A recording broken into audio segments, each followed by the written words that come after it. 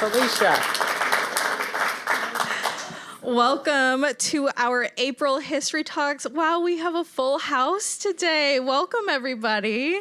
And thank you for those joining us online as well.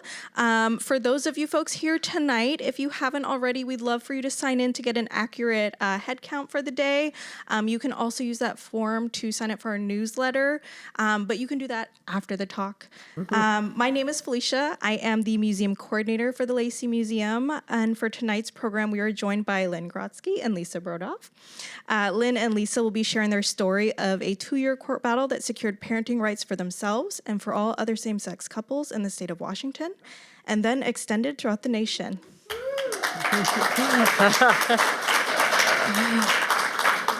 So before we begin our program tonight, I would like to start with a land acknowledgement and some museum news. The Lacey Museum is on the ancestral land of the tribal people of the Treaty of Medicine Creek, including the Nisqually Indian Tribe and Squaxin Island Tribe. We acknowledge and remember those tribal people not recognized today who were absorbed or relocated into other tribes for survival. We recognize the ancestors and their descendants who are still here.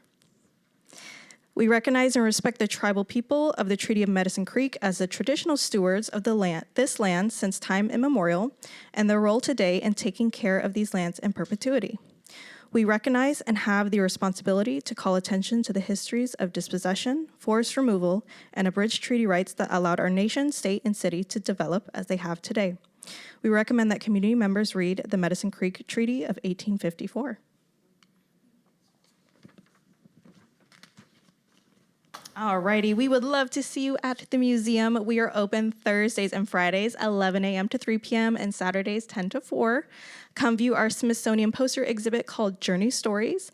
This exhibit explores how movement has shaped our nation with a look at American expansion and migration, from the earliest settlers and Native American displacement to the effects of transportation on modern mobility.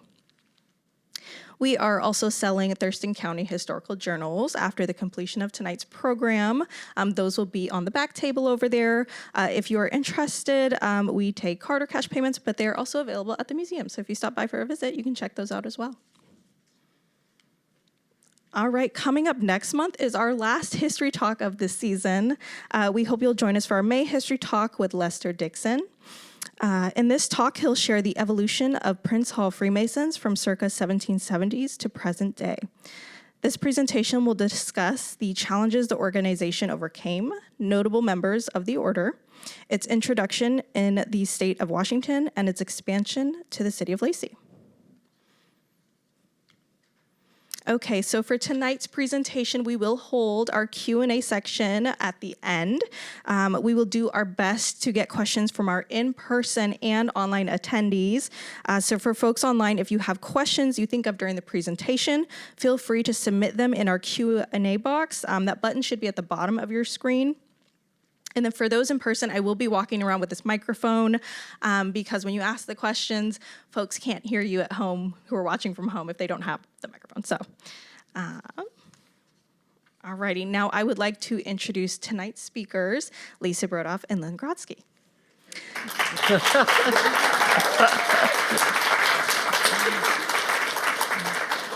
So Lynn and Lisa, long-term residents of Lacey, Washington, have been in a committed relationship for 43 years and joyously legally married for 10 years. They have 2 wonderful children, daughter Evan and son Micah, and now 2 grandchildren, both born during COVID. Lisa is now an emerita professor of law at Seattle University. She specializes in elder and disability law and has actively worked on expanding the rights of LGBTQ plus people for the past 40 years. Lynn is a retired clinical social worker who worked in a private practice, helped found and was the first clinical director of Monarch Children's Justice and Advocacy Center, and was the co-founder and first executive director of Pizza Clutch, a nonprofit organization providing weekly lunchtime support groups for LGBTQ plus youth and their allies in all Thurston County high schools and some middle schools. Thank you for joining us tonight.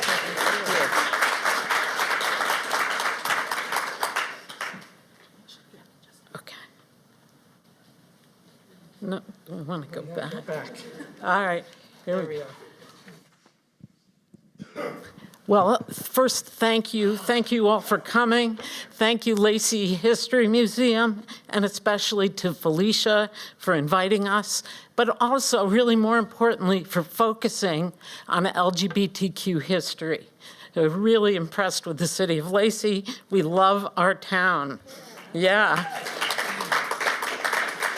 So we're about to tell you the story of our second parent adoption of our daughter, Evan, who is here tonight, and she's 37 years old now. And it's the story of where a Thurston County court judge had to decide in 1989 whether it was legal in Washington for a lesbian couple to have a child and have both women be her legal parents. And that was what was before the court. So we'll tell you that story. And why did we decide to do this talk?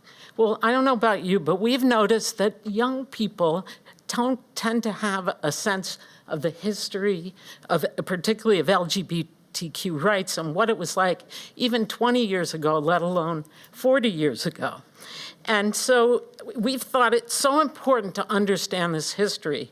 Why? So they and we don't get too depressed when things seem to go south, as they do from time to time, as you've noticed. And also so that we can learn from our mistakes and learn from our victories as we go forward to fight for our own rights and other people's rights. So that's why we're here. So let's go on to our story.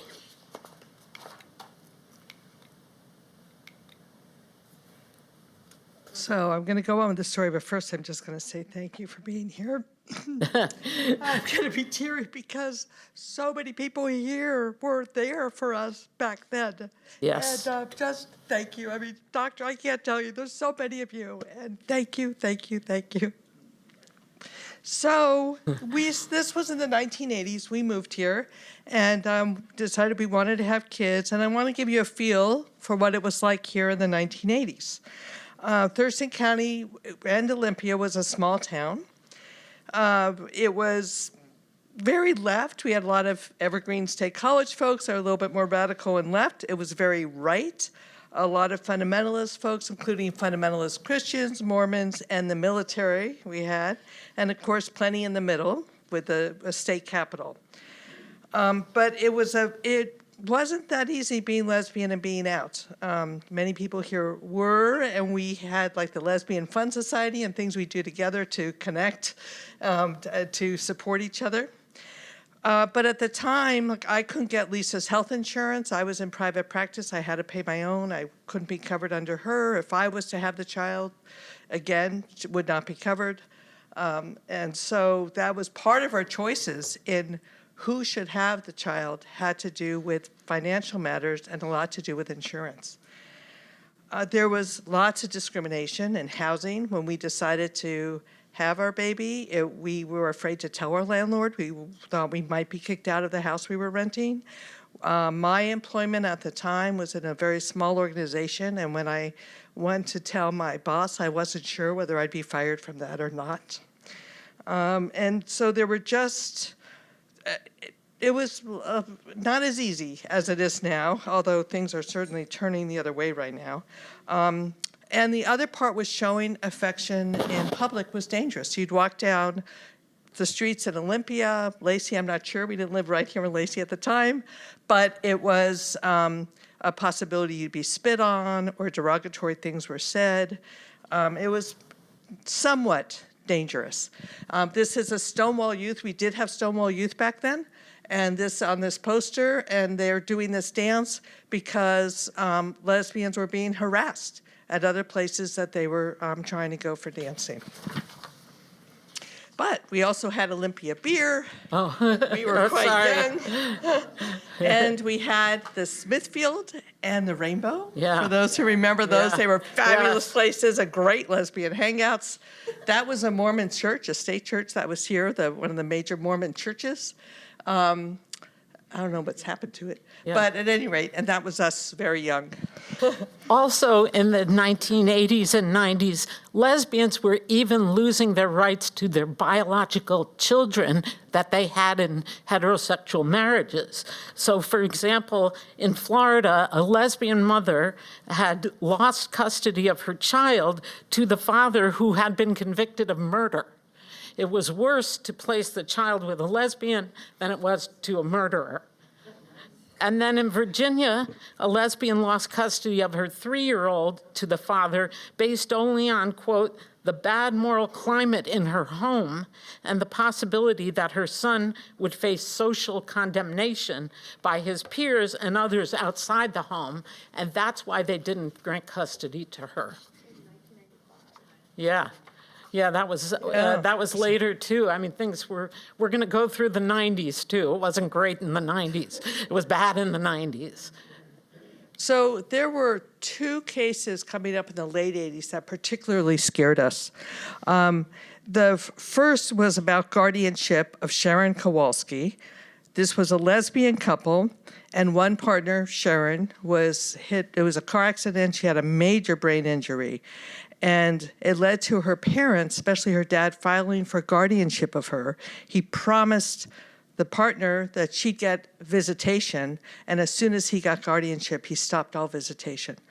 And it ended up being a major case, went on for years, and it took the partner years and years and years to be able to win guardianship and get her to take care of her. And it was only after the dad was getting too old and wasn't feeling well, so it was too hard to take care of her, that she finally got the right to have guardian over her partner. Then there was the Klein case. That really scared us. And the Klein case was a straight married couple out of New York. Mom was pregnant, and she got into a car accident. She was in a coma. And doctors told the husband, we think if we can abort the child, there may be more of a chance she'll come out of the coma. So that's what he wanted to do.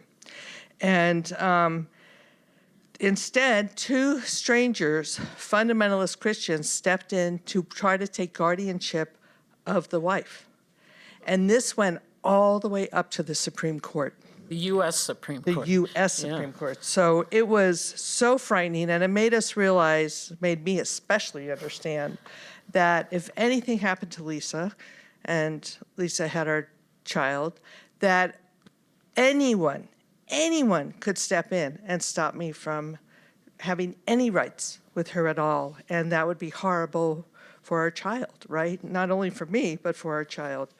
So before getting pregnant, we decided we need to educate ourselves more. We need to talk to other lesbians who were having children together, and there weren't that many. And in fact, the one person we found, Joyce Kilmer, who is here tonight. And I give her a hand because we didn't know you then, and we invited Joyce to have lunch with us, and we asked her every kind of question, like, how did you do it? What's it like? What were the obstacles you faced? And she was so wonderful, and we've remained friends through that. And so we interviewed her. And then we went up to Seattle to the Lesbian Resource Center there. And we took a class on baby maybe. And they had like, should we do this? How do you do it? And the one thing we were told again and again, and as part of the course, was it's illegal in Washington for lesbians or gays to adopt or have children together, that you can't have 2 moms or 2 dads as parents together. It was illegal, and this was said with certainty. So we went forward to figure out, we'll do powers of attorney, we'll do whatever we can legally, but we wouldn't be able to do an adoption for Lynn, to have equal rights to me as a biological parent. So we had done all this research, decided we still wanted to have children, that we wanted to take that risk, and that we figured out how we were going to do it. And we got pregnant with our first pregnancy. This is going to be hard. Okay. So we miscarried at 12 weeks. And what happened was at 12 weeks, Lisa started bleeding and cramping, and we called our doctor, who said, get to the emergency room right away. We ran her to the emergency room, go in there, they scoop her away and tell me I can't go in because I'm not a blood relative and I'm not married to her. I was a wreck. I'm like on the payphone, right? It's back calling just any friend I can think of. What do I do? What should I do? And all of a sudden it was like, wait a second. I'm a clinical social worker here at that St. hospital. Pete's. Yeah, she was at the I was time. like, screw this. And I just, bashed through the emergency room doors. It was Went through the doors. They didn't lock them at that time. Now they're locked. Yeah, And I found her, and she was there was just a curtain surrounding her, no, not a room, and on the gurney, shaking and shivering, and she had just miscarried. So that was that was bad. So luckily, it took us a long time to grieve that loss and to deal with, it showed us again the obstacles that we were facing, right? But a year later, we got pregnant again.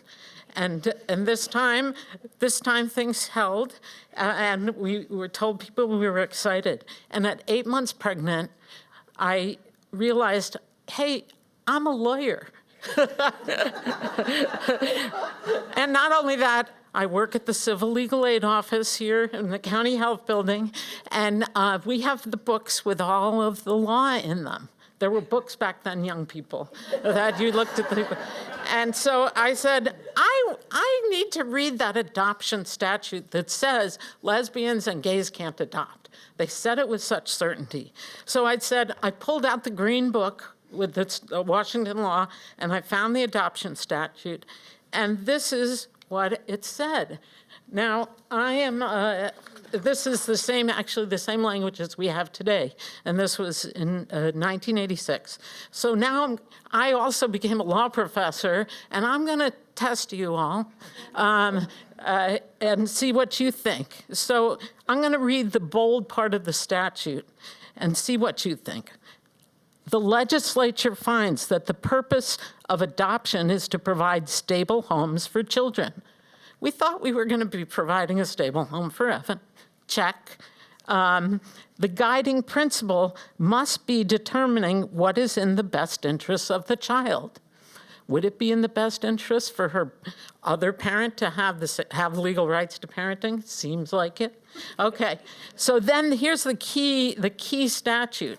Who may adopt? This is where I was sure we were going to find that language, lesbians and gays can't adopt.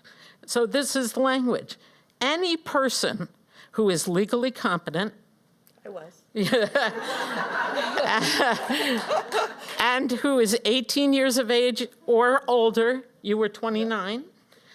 She was so young. May be an adoptive parent. This is the language. What do you think?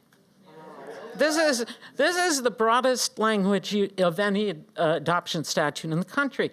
You got to be 18 years older, competent, and it's got to be in the best interest of the child to create a stable home.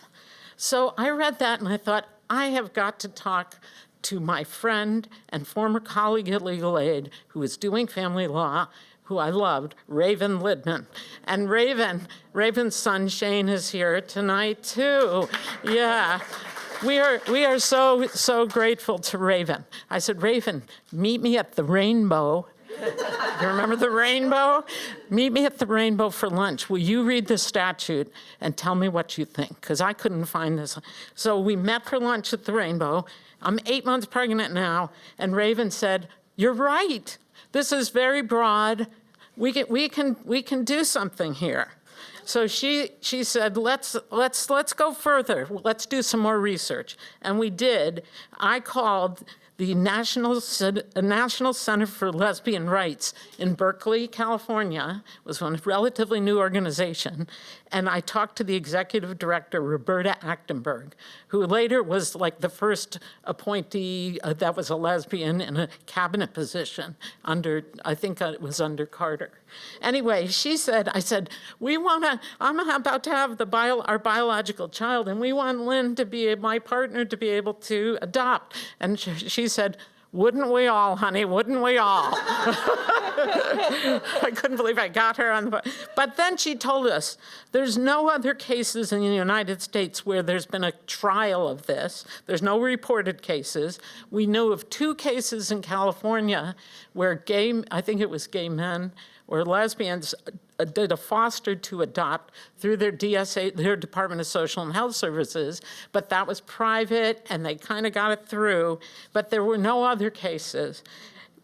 Through the grapevine, we heard about one other lesbian couple in Seattle who had done a secret adoption like we were doing. And they did this by a visiting court commissioner that was a friend of theirs, who was gay, and adoptions are private, they're not public, and so he granted their adoption. So we called them, we got their number, and they refused to talk to us. Because, we were very upset that they wouldn't, but I do understand, they were afraid if it came out, they could lose their child.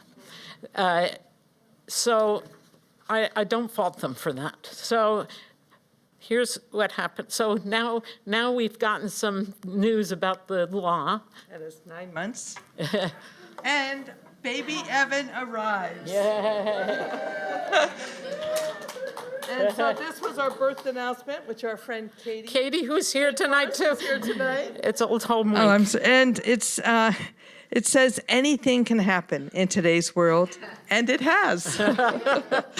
And Lisa Brodoff and Lynn Grotsky are thrilled to announce the birth of their daughter, Evan, and then all those right statistics we're supposed to have. And then at the very bottom, we can't wait for you to meet her. And that's Evan's footprint. That's your footprint. So we gave Evan my last name. And we did that to show that I also was her mother, even though I didn't have any of the legal rights, because we really wanted to put that out to everyone. This child is both of ours. So here we are. We have done all this research. It's really questionable. Should we go ahead with the adoption or not? And for the second parent adoption, and we decided, yeah, we're going to do this. We want to go forward. So when we talked to Raven and met with her and other advocates for the gay and lesbian community, we determined that we might be the perfect couple to petition for this adoption in Washington State. So here's what does why. that mean? What does that mean? So we're, professionals. Here's a lawyer. I was a clinical social worker who worked with children, with sexually abused children, and also worked with child development. We had a black lab, great dog. We had a station wagon. We were white appearing. We're middle class. We're Jewish, so we're temple members. We were connected to some religious community, even though we didn't go to temple a lot. We were the members. We were together 6 years. We had a really supportive community, and we were active in local activities and nonprofit organizations. So for purposes, as a lawyer, I knew, and there are other lawyers in the room, for purposes of social change lawsuits, where you are going to be challenging the norms, for better or for worse, we look for petitioners, for plaintiffs who fit closely to the social norms, right? Because we don't want that to block decision makers from making the right decision. And it's so we were the good lesbians, right? Yeah. And it's a terrible thing because it's about everyone's rights. But we decided, since we fit a mold that was likable, that we should file for this suit so we could get rights for everyone else as well as us. So we decide, yes, let's file for the adoption, and Raven represented us in Thurston County Superior Court. All right, so we did. We filed. And the judge, Paula Casey, was the judge that we initially got. And she's a great judge and a great person. And once we filed, in addition to the usual home study with adoptions, basically a social worker will do a home study, and we had Phyllis Hartwell, who did a fabulous home study. She was wonderful. I mean, because we were wonderful. She met Evan.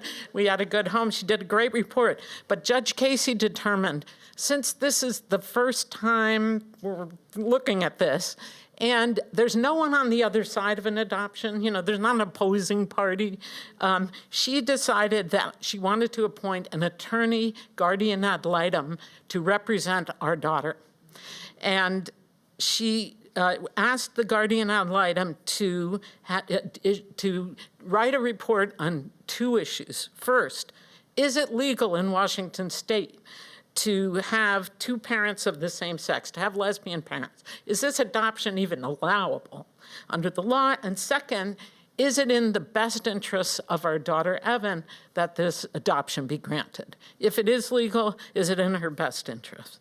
So we had some ability to choose or to suggest to the court who should be the guardian ad litem. So Raven did research. We researched together who should we appoint, or who should we ask the court to appoint? How do we choose this lawyer? So this worked what we hoped. There was an attorney who he said when we interviewed him for this, he said, "I'm totally comfortable with lesbians." Oh yeah, I'm good with lesbians. And he said he did cases for the ACLU from time to time, so we assumed he's liberal. He agrees. He thinks that rights are important. He himself was a step parent. So we assumed that he understood that biology does not create the parent, right? That biology may not have anything to do with it. And also, he was a white man. He was a white man and a man. At that time in the 80s, you have to understand that who was trusted? It was men and white men. And so we decided we shouldn't have a female guardian ad litem, not a person of color, and he fit the bill. So this guardian ad litem was appointed by the court to do the report on the legality of second parent adoption generally, and if so, was it in Evan's best interests? So he called us and we set up a time for the interview. We went. We were pretty excited to get to meet him. And pretty early on into the interview, he started asking some really scary and inappropriate questions. Biased questions that, are you angry with all men? Why do you hate all men? It's like, what? Yeah. You don't know us. Like, that's not who we are. And how will it be for Evan not to have a father or a male in her life? And just as biased as you can imagine. And we had to be there for probably an hour and a half, couple of hours, 3 hours, I don't know how long, and be the good lesbians. Yeah. And just try to nicely answer the question, not show anger, not show like this is the most absurd stuff we've heard, and just be very good. But we walked out of there, we had to be not threatening. It was also really important. So when we walked out, we just looked at each other and we said, we're in trouble. And we felt so violated, completely misunderstood, and dirty. It was horrible. So we weren't wrong. It took him several months later.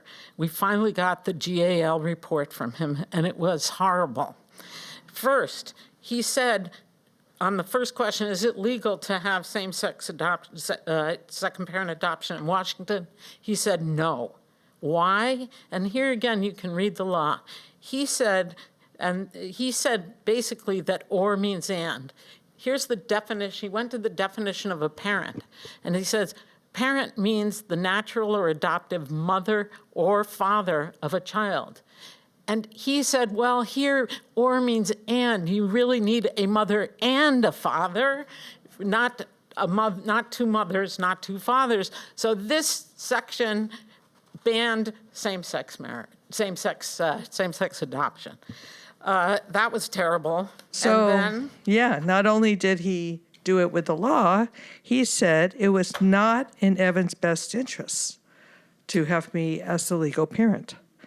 And he said, even though he found we were excellent parents, why did he come up with this? Because others would make fun of her. So, think of the insanity of that. She lives with us both. She's going to live with us both, whether there's an adoption or not. Kids, are they going to go, oh, there's a legal adoption now, we'll tease her? Oh, they just live together, we don't have to tease her? I mean, it just made no sense whatsoever. He said that, that basically, it was other people's prejudices were why we shouldn't, it's not in Evan's best interest, because other people are prejudiced against lesbians, and therefore we should deny it. But the other part that was absurd was when Evan is old enough, like a teenager or 14 years old, she can then decide whether she wants me to adopt her. That was in his So report. when have you ever heard that in another adoption where people are going in to adopt their child and the judge or the lawyer says, tell you what, once they're 14, they get to make the decision. So those were the two reasons. So it's not going to work for, the law doesn't allow it, and it's not in her best interests. And so it was a really bad GAL report. We knew if you bring a bad GAL report to a family or to a judge, you almost always lose because they believe the judge who's a outside party, right? They're supposed to be objective. So we were like, oh, this is really bad. What are we going to do? So we talked to Raven, and we really had to have a heart-to-heart. Should we go forward now with this bad report? And then we decided, you know what? That report just shows to the court people's prejudices, to read the law that absurdly, to come to the conclusion that it would not provide a stable and best interest for Evan family.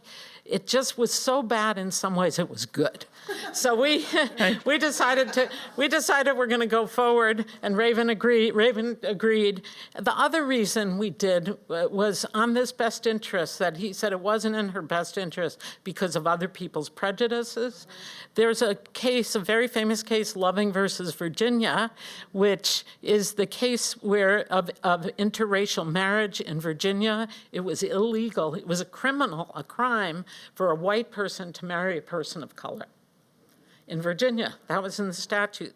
And this went all the way to the U.S. Supreme Court challenging it, and the court held that unanimously struck down the statute and said that the state objective of the law to ban marriage because of people's prejudices and discrimination against interracial couples is not a legitimate constitutional reason to criminalize interracial marriage. And so we wanted to use this case to say it's not a legitimate reason to say it's not in our daughter's best interest because of other people's prejudice and discrimination. So we thought we had a good case on that. So what happened next as we were about to go to trial? All the Thurston County judges recused themselves and would not hear the case. So here's part of our guesses. First of all, when Raven first went to Judge Casey, Paula Casey asked, will they go public with this if they win? And Raven said, most likely, if they get this, they want it for everybody else too. So probably. And we elect our judges. So, and you saw what it was like in the 1980s. It was scary for judges to grant this kind of adoption because it may implicate their careers. So they use the excuse that Lisa's a lawyer, she comes in front of us, and even though they all did each other's adoptions and divorces and stuff, they said, no, it wouldn't be good in this case. So we had to go up, get a judge from Pierce County. Pierce County had about 15 judges, and they were much more conservative. So we were really worried about that. But we ended up getting Pierce County Judge Thomas Swayze. He was really well respected. He had been a Republican legislator, and he had done family law cases, but he was known as being smart and fair. So we thought, okay, probably have a 50-50 chance with him. We'll take it. So the day came, calendar was set, and I wanted to bring Evan, 2-year-old Evan. I wanted to bring to court with me. And luckily, our lawyer said, not a good idea, 2 years old. You want to be able to control what's happening in the court. That day, she may not like you, and she may love Lisa. You do not want to do this. So I thought, okay, that's really good advice. And so instead, I said, okay, can I bring pictures of her? So all along the table, the counsel's table, we put pictures of Evan. On the witness stand, I had pictures of Evan, and the judge could see that too. So it was very clear, this is who this is about. This is about a real child. And we also had Pepper Schwartz, who's as our expert witness, who's a really well-known sociologist, really known for studying families, and had studied lesbian families. And how they differed, or how the kids turned out compared to with straight families. Turned out they Kids were okay. come out just fine. They're okay. And we also had Phyllis Hartwell, the clinical social worker, the social worker who did our home study, and she was great. And also we had been in SPSCC's parenting classes with Candace Bollinger, Yes. and who had been fabulous. And to be honest, testified. we think she testified. We can't remember. We know there was tons of talk about the parenting class, and that we showed we were good parents because your kids were there with them. So Evan was with us during the class, so they could say, yeah, they did all right. Also, the Northwest Women's Law Center, which is now Legal Voice, did an amicus brief for us, a friend of the court brief supporting the adoption. And I think it was really the first time they moved from just doing women's rights to lesbian rights as well. They had shied away from doing that kind of law because they thought it would be bad for their reputation. But they came along and they did a great job, and then since then have really brought LGBTQ rights into the fold. So we're grateful to them. So most of this full-day trial was all about Lisa's case of death or disability. It was really rough sitting through that. But I do remember when I was brought up to the stand and a lawyer asked, why do you want to adopt Evan? And it was like, I just burst into tears. It's like, she's my daughter. It was like, come on. And so I'm crying, and the judge is handing me tissues. He was so wonderful. And he was just, it's okay, take your time. He was just so respectful and kind. Okay. So we were at the courthouse, Thurston County Courthouse, all day long, and now it's 5 o'clock. And we hadn't done Raven and the GAL. The GAL was there arguing the other side and doing direct and cross, and so the Judge Swayze, looked at us at 5. He said, listen, I'm willing to stay till as late as you need if you will do very short oral final arguments, like very short. Or I'm happy to come back tomorrow morning and we can finish. So we talked to Raven, and it's hard for lawyers to do very short or closing arguments, but she said no, and we all said, let's stay. I think we felt good, and so the judge, they did the short arguments, he took a recess, and now it's an hour later, it's 6:30 at night, and then a court reporter comes into the courtroom, and they say he's ready to issue his decision. So Judge Swayze comes back into the courtroom. All rise, court is now in session. He comes in, he says, everybody be seated, and he said the following: I'm going to grant it. That was the first words out of his mouth. And we were squeezed. Yeah, I know. I still tear up with that because, and then he went on to say, most judges are going to tell you, first you think you're going to win, then you think you're going to lose, and then they finally tell you what you're going to do. He said, I don't want to put you through that. I mean, this guy, so we screamed and cried. And this is what he said. He said, okay, calm down. So he said, quote, "Since you decided not to wait until tomorrow morning to find that out, you're entitled to find that out right off the bat and to realize what kind of judge you have here from Pierce County as to whether he is a stodgy old traditionalist who in no way is going to allow this interpretation of the law and put some sort of legal blessing about this immoral relationship. Well, I'm not that kind of judge." Yeah. I mean, holy cow. He went on to say about the GAL's best interest argument, he said, quote, "I think that the factual presentations are overwhelming, that this adoption is in the best interests of the child, Evan, and the family as we know it."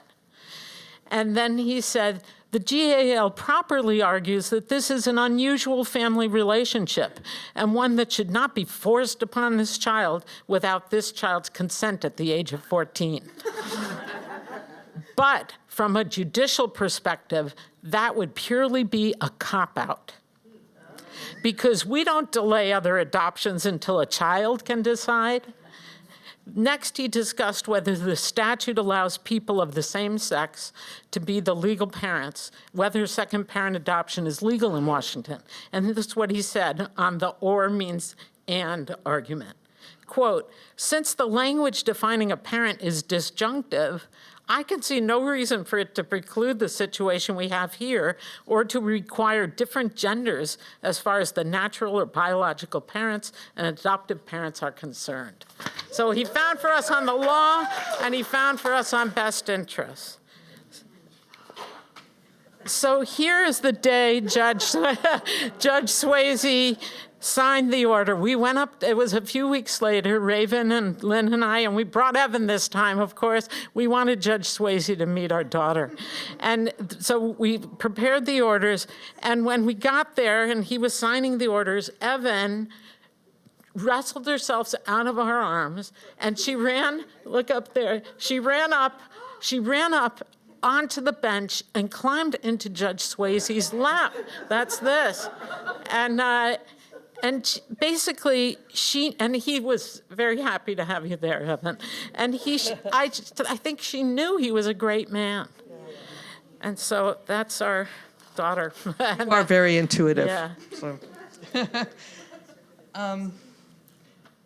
So what do we do next? We want to get the word out because we want every other lesbian and gay to be able to do this also, right? So first of all, what was really funny is we realized it actually felt great to have the legal legitimacy of our state. It did kind of feel like marriage, even though the GAL said they just really want to be married. And we're like, no, no. Oh, no, we don't want that. And we had to say that. But then when it was granted, it was like, this kind of feels like we want to be married, like we're married. So we started to spread the word, newspapers and local TV stations and Ms. Magazine. I've got to get moving. Okay, but Yeah. then real quickly, so you'll notice on the next page so this was the Post-Intelligencer, and you don't see me. And I went by the name Ellen instead of Lynn, that's my middle name, because I really was worried that being lesbian, working with children, doing the work I did, that I could lose my livelihood. And I had a group practice with I don't know how many others we did, and didn't want them to lose their livelihoods too. And so we decided it would be best to hide my identity. Yeah, that was really hard. But we also went about educating the legal community and the LGBTQ community to let them know you were wrong on the law, that we have a good decision here. And so we did CLEs and legal education, and we did law review articles, and we wanted to get the word out. Unlike the couple that did this in secret, we vowed we are going to make this possible for everyone. So Judge Swayze's opinion was so strong, you heard just a couple of paragraphs of it, and he was a Republican legislator and judge, very well respected, that since he granted this, it gave cover to all the other judges to start granting it without an appeal. There was never an appeal in Washington State. And I had to talk about it's like when Nixon went to China.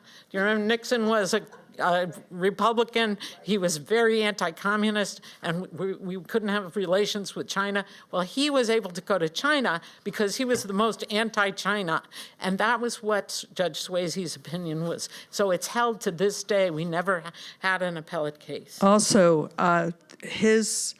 Oh, go ahead. Yeah. Yep. So what he had written, his decision, ended up being used all over the country to help other courts be able to do the same thing. Yeah. So we were worried, what would the community response be? We were on TV, we had these articles, people, would it be negative? And there was some negative, we got some negative response and, with some scary things, but almost entirely it was really positive.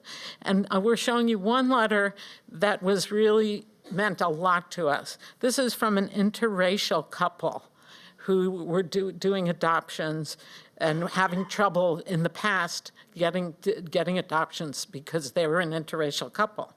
And they said they wrote us this incredible letter, and the last two lines, she said, "That was 28 to 15 years ago, but you know better than we. Things have not changed as they should have in the ensuing years. All that to say, we salute you, and you have our prayers. Namaste, June and Bob Rosenberg."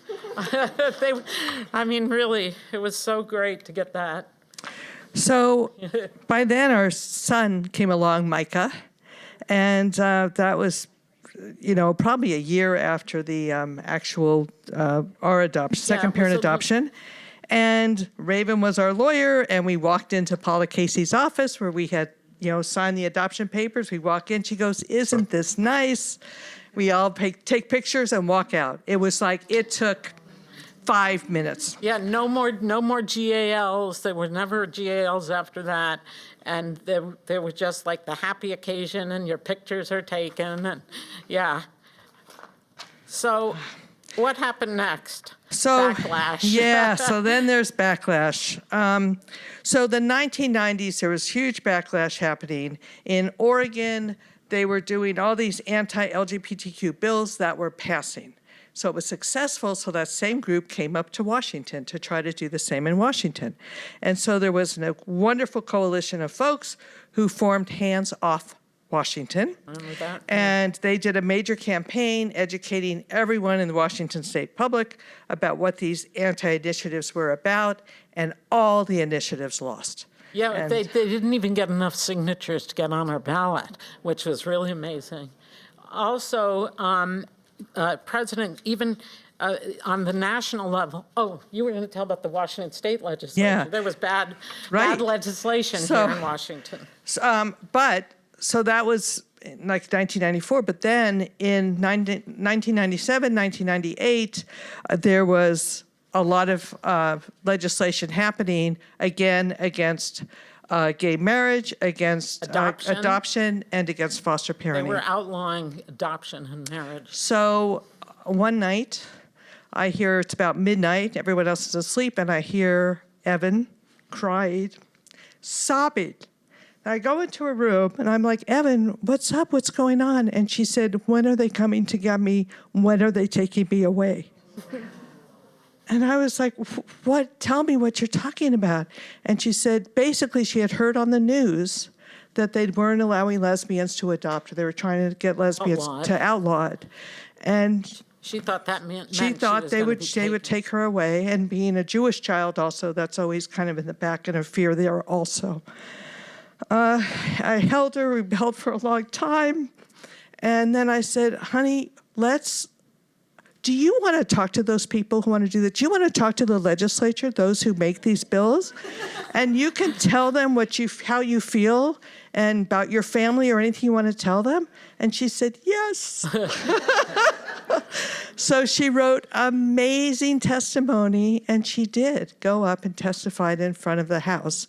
And what happened was that year, they passed an anti-gay marriage bill, but they didn't pass the anti-adoption or anti-foster care bill. And then Washington State, the state Supreme Court, several years later, in 2006, in the Anderson versus King County case, a challenge was brought to this anti-marriage law, and by a 5-4 decision, this heartbreaking decision, the Supreme Court held that it was okay under our Constitution to ban same-sex marriage. That was a huge setback. And on the national level, there was the Defense of Marriage Act passed under Bill Clinton, which took away all federal rights that anyone who married in a state could have: Social Security, inheritance Any rights, lesbian or gay. tax, any lesbian or gay. If at the time there wasn't even any marriage yet, but just in case, they banned it. But then, so that was the 90s. Finally, in the 2000s, we started to have successes. First, in Vermont, civil unions were passed in 2000. Then in Massachusetts, the first state on a state level, that Massachusetts Supreme Court found that same-sex marriage was required or allowed under their state constitution. And I want to tell you that my sister Maureen is on the right here with the red glasses, and my sister-in-law Ellen and their daughter Kate, our niece, they were plaintiffs in that case. And so we're very proud, and they're watching tonight. That's right. And we're so proud of them. And Lynn and I flew out for the wedding, and it was really great. And then later in Washington, in 2007, we got domestic partnership, and in 2009, domestic partners could get everything, every state right, except for the title marriage. So we made a big gains there. And finally, in 2012 in Washington, via statewide vote initiative, marriage was passed here. Same-sex marriage, marriage equality. What a change from the 1990s when Evan testified at the legislature. So we were granted to be the ones to first get the license in Thurston County for marriage. But what was really great is our Secretary of State, Kim Wyman, had all these couples, 15 couples, who all wanted to get their marriage licenses the first day you could get it, had us all come together right before midnight at, I think, the courthouse. And she did the oath, and all together, all of us at once, right at midnight, got to say, "we do," or "yay," whatever you say when you agree to this. And I ran into her a few years later, and she said, of all she did as Secretary of State, that was the proudest moment of her career. And here's a couple of our wedding. So, this is our family of the last 37 years. Pretty typical, maybe a little goofier. I grew up, it was great because I got to live in a musical. Lisa is really talented musically. Both our son and daughter are. They have fabulous voices. So they break out into song over anything all the time. And so I loved, just being around that. It was a pretty, we had our ups and downs, but it was a pretty great family, let me tell you. It is. And now our family keeps growing. So our daughter, Evan, has married Nathaniel. There they are. They now have 2 children, Dahlia, who just turned 3, and Julian, who just turned 2. And that's Grandma Connie, who's here. Nathaniel's mom, who lives 10 minutes away. And the kids live right up the driveway from us. Yeah.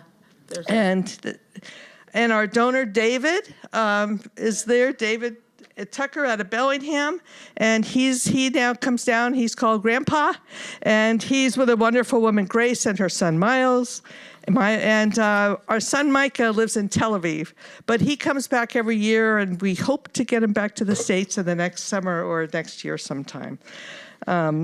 So yeah, it's worked out pretty well. Pretty good. I think we provided a stable family. It was in the best interests of Evan. So that's our story, and the story is still being told. We've learned from history that getting civil rights is only the first step. We still have to fight to keep those rights. I mean, we almost lost them here in the legislature in the 90s, to keep them from being taken away, and also to expand rights for others. For example, we've all seen 50 years of abortion rights and choice rights taken away in the Dobbs decision, and Justice Thomas, in his concurrence, threatened marriage rights, threatened birth control to be taken away in the future. That's really bad. But because of that, Congress actually passed, in a bipartisan way, the Equality Act that put into statute same-sex marriage rights. So that's a huge sea change from DOMA. So now trans rights are being threatened. We still don't have federal anti-discrimination in employment and housing. There's so much still to be done. But as Martin Luther King has said so wisely, the arc of the moral universe is long, but it bends towards justice.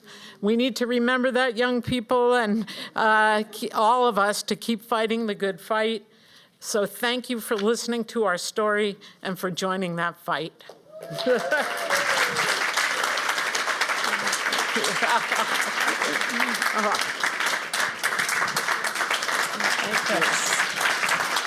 Thank you.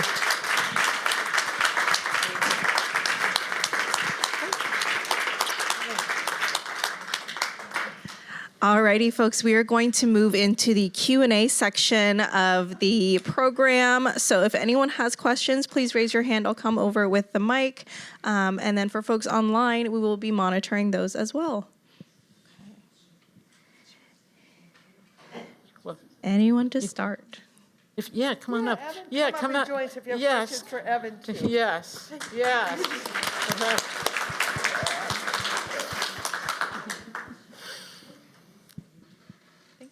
There's somebody there. Oh, right.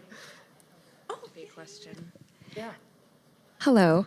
I don't have a question, I have a comment. And that's for all of you in here that fought for the rights of what I have found out that I am as well. And so you made the road easier for me. So I just wanted to say thank you to everybody in here that made it easier for me.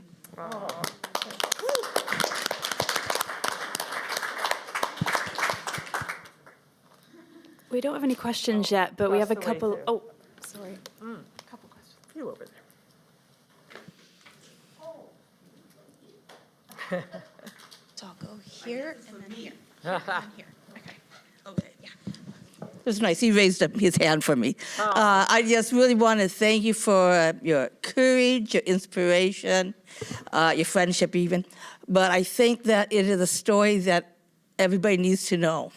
I may not know all of that story from you, but I think it's a story that I work in the youth development field, and I really think that our young people really need to understand where we were and people like you who fought so hard to get it and where we are today. So thank you. Thank you. Yes, yes.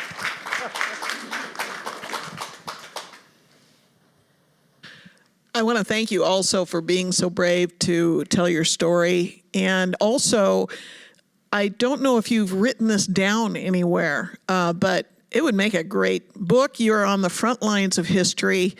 It's important information. And I just feel very privileged to be here to hear it. Thank you. Thank you. Thank you, tell us so well. Oh, thank you.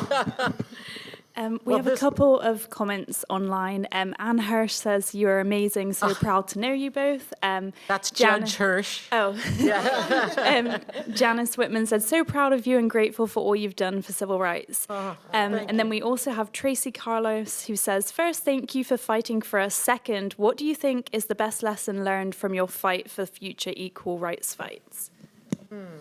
Good question. Yeah, very good. Well, I think it's get good lawyers, right? That really helped. When you have setbacks, like we did with the Guardian ad litem report, that was a huge setback. That to really look at it, we got very emotional when we got that report. It was very hard, but we took the time and realized sometimes when people show their worst side, others don't want to be associated with that. And so sometimes the worst news you can shift to show to being good news, and that really happened. You know? Yeah, I also want to say, don't let fear stop you. And because, with that day we got the report, we were in bed, I remember reading it, and we got really upset, and I think we're quarreling with each other. And Evan woke up, we could hear her crying, and we just looked at each other and said, wait a second, we are not ashamed of who we are. We're proud of who we are, and we're going to go out there knowing that it's okay what we want to do, and it is in the best interest of our child, and it makes a safer home for us. And so we won't let fear stop us no matter what, and we're going to go out and just show we're great. But that helped, having that always, it was so hard and exhausting being good lesbians all the time. Oh my God. So we'd be in classes, birth classes, right? I mean, we have to come out all the time. So you're in birth classes. We were in the classes with the Rangers. And we're always, oh, you sisters? All the questions you always get. And it was just, we'll let you tell it. Yeah. But to educate, our whole thing was, let's just educate, be kind, be polite. But I do remember at one point coming home exhausted from educating someone and just saying, I am sick of this. I am so tired to have to be smiling and sweet all the time. But it also showed me what people of color have to deal with all the time, constantly. And we only did for a short time because we could hide and go back. Like, we're just not seen. People don't know if we're lesbian or not unless we're out. But that just reminded me of a funny story about my brother Micah and these guys. We were on a family cruise ship, very, very feeling hot moment. Yeah. And The whole way there, people on the airplane, at the banquet hall and by the pool, people were just like, "Are you guys sisters?" Just constantly asking that over and over. And my brother was 5 at the time, just absolutely lost it. And one very sweet couple asked, are you sisters? How sweet. And we're in the lunch, we're at that time. Oh yeah, in the middle of dining hall, lunch. A super busy dining hall on the cruise, and my brother just said, "They're not sisters, they're lesbians," at the top of his lungs. And it was like a Merrill Lynch moment. The whole dining room went quiet, and the couple that asked us, they're blanched, and then they completely laughed. Then the whole place cracked up. But he had just had it up to here with us being called sisters. Yes. So yeah. So thank you, Micah.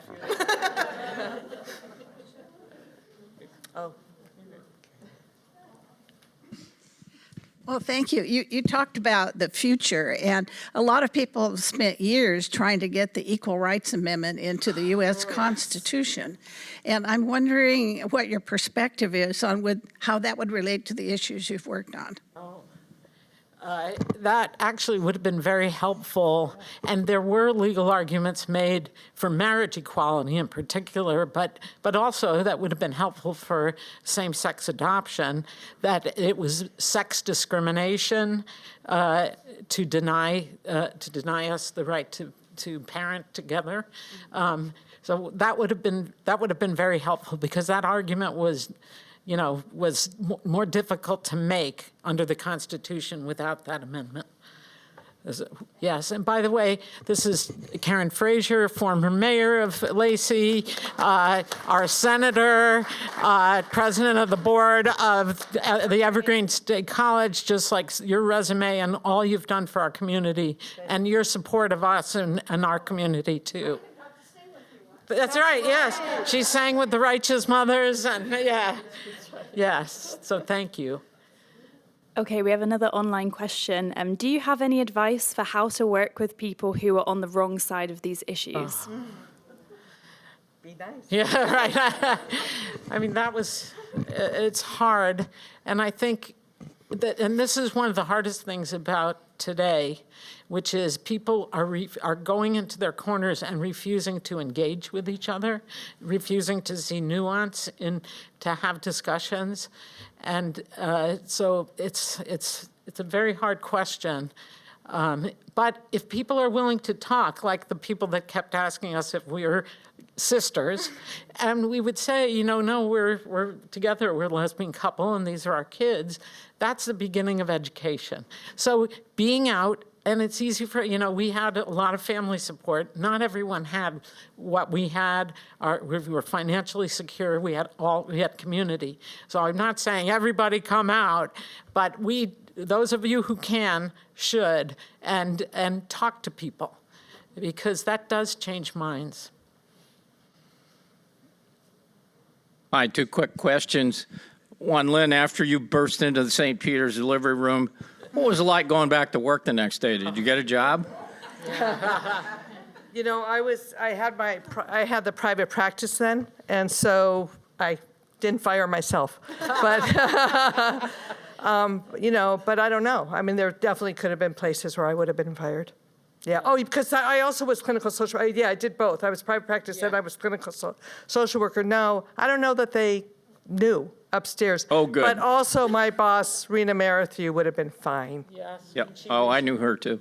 Yeah. And Lisa, did the Judge Swayze ever get reelected in Pierce County? He did, and he was very well respected. In fact, and I did with now Justice Mary Yu, who I think is online here.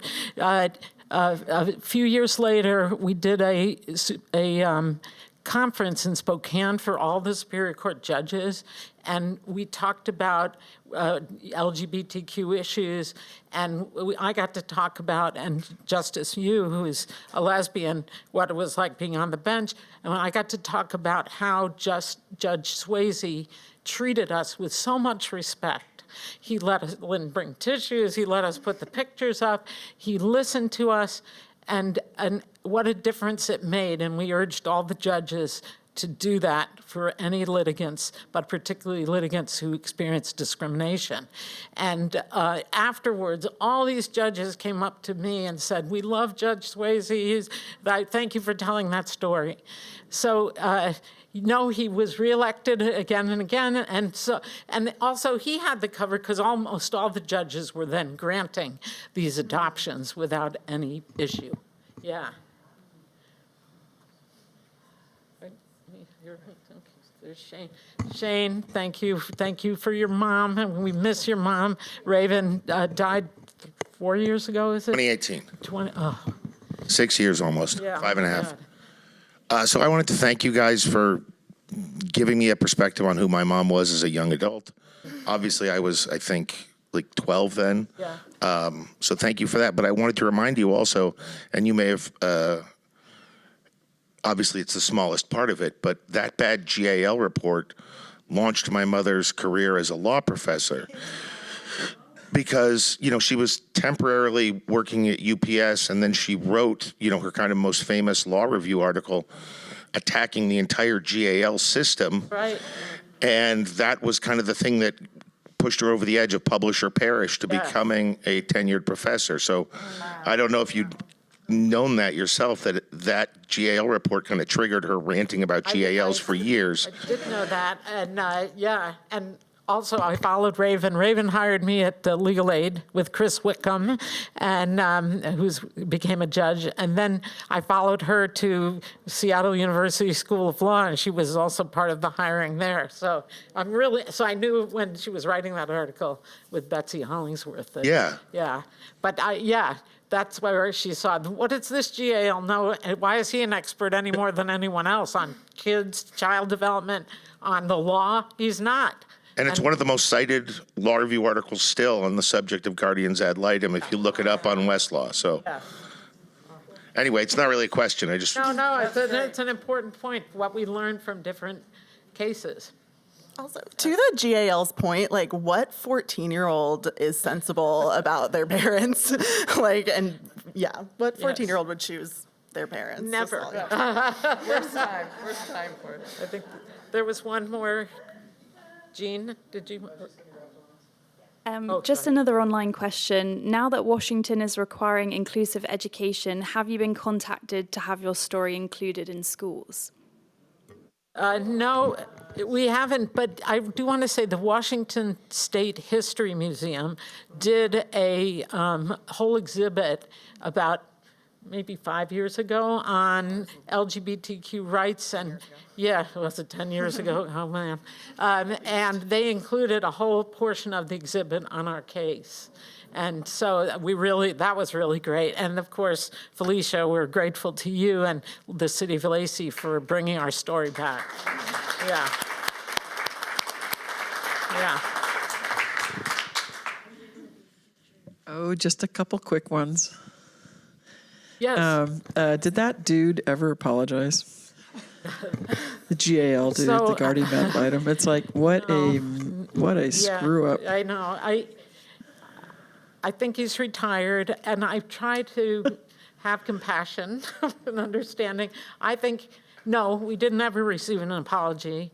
I do wonder sometimes what he thinks now, or since then. Yeah, she's going to pick up our takeout dinner. Yeah. It's ready. At the Jasmine Thai. Thank you, Ev. Here's what Bye, Evan. Thanks, Evan. I think he took the position that because he thought that Judge Casey wanted him to give the opposite position to ours. That is not what a GAL does, and that was not in her order. But he took the position that he told us, well, I'm giving her the opposite side. And that, so I think my guess is in his mind, that's how he justified that. I think she's being kind. Right afterwards, we asked if he was going to appeal it, and he said he was considering it. It's really upsetting. Yeah, and apparently he called Kathleen O'Shaughnessy for advice, who's a psychologist. Right. Happened to be lesbian. She set him straight. And she also was a good friend of ours, and asked her, because she did a lot of cases back then, and asked her, her thoughts on whether he should appeal it, and she talked him out of it. So, Go, Kathleen. yes. So someone else had asked if you have written the book about this. So I just wanted to. Yeah, there was We a have short written some article. articles, but we thought we made a notebook of our talk. So Really for our kids, for our too. kids too. So yeah, and it has been written up in some, not to this extent. This is the most we've told this story. The details. So yeah. You did a great job. Oh, thank you. Thank you.